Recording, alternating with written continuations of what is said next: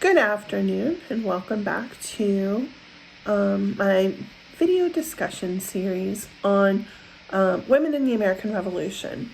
So this video is in preparation for my final research paper for my Revolutionary War class. And I chose the topic women in the American Revolution.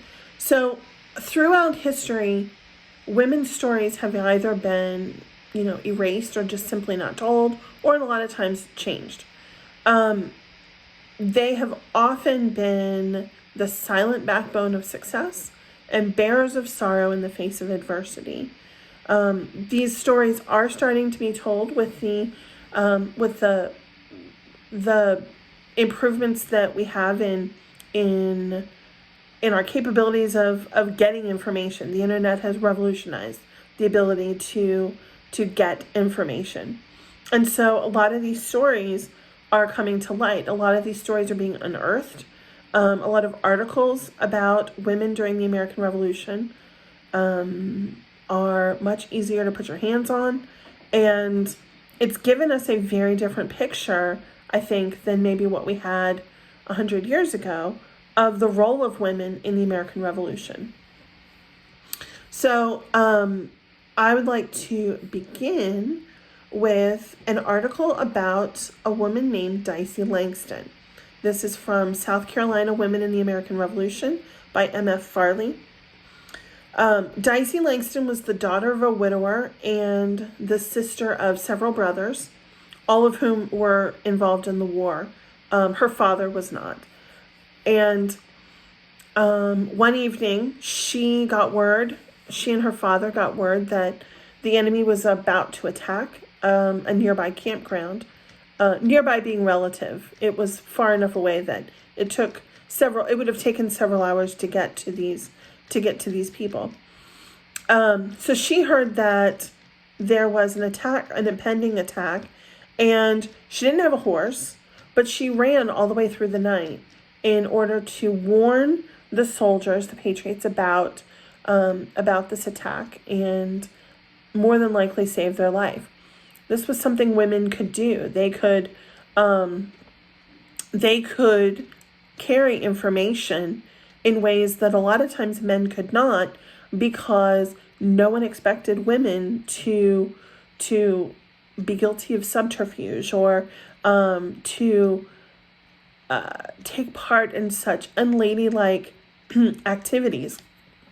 Within that same article, a woman named Martha Braddock is also recorded as being married to a soldier, and many times she was privy to information, and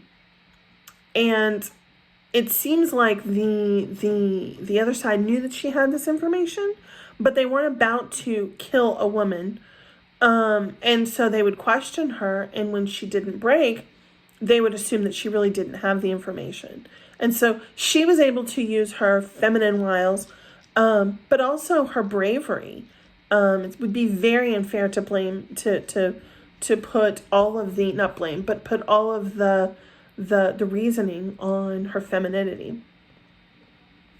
Several women were mentioned in this article, which I just found so interesting. Another article that sort of stood out to me comes from Susan Branson, and it's From Daughters of Liberty to Women of the Republic. So she writes about a woman named Mercy who compared her role in the American Revolution to many others that have been written. She encouraged women to maintain that same femininity that I was talking about, even while they were involved in the war effort.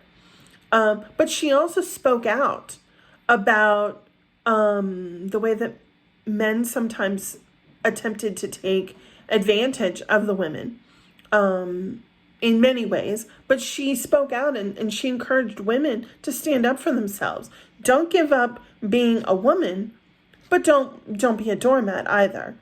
And I found that sentiment to be something that I think so many people are still trying to find the line between. she encouraged women in a way that others may not have been able to. And even during a war effort, I feel like that is a very valid way to use your power, to encourage other women. So that really stood out to me as just something that I wanted to put into my paper. And then my final article that I want to discuss right now is by Terry Snyder. It's called Refiguring Women in Early American History. And this was an article, this comes from a lot, it pulls together a lot of what happened throughout history.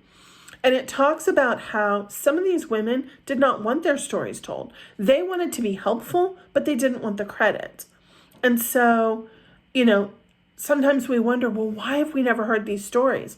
A lot of times it's because the women didn't want their stories told.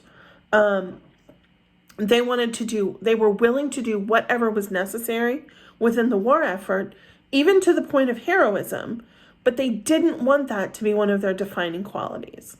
So I have found my research to be very interesting. I've learned a lot about different women. We've heard so much about Abigail Adams and her letter to remember the ladies. Of course, we know about Molly Pitcher. We know about how, the legend of Betsy Ross. But there are so many other women who played such a vital role. And it's been really interesting to be able to do this research. So I'll see you guys later.